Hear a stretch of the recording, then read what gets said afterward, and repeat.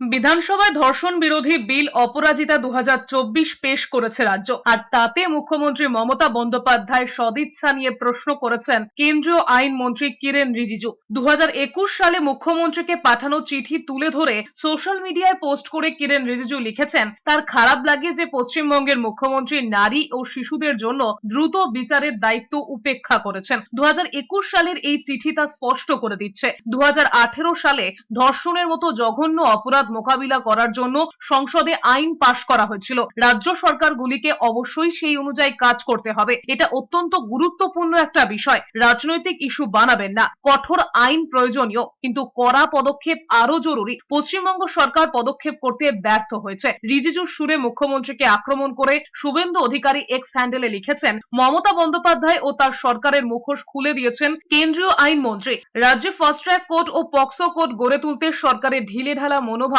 স্পষ্ট করেছেন কিরেন রিজিজু। সবাই জানে মুখ্যমন্ত্রী যা করছেন সবই নজর ঘোরানোর চেষ্টা।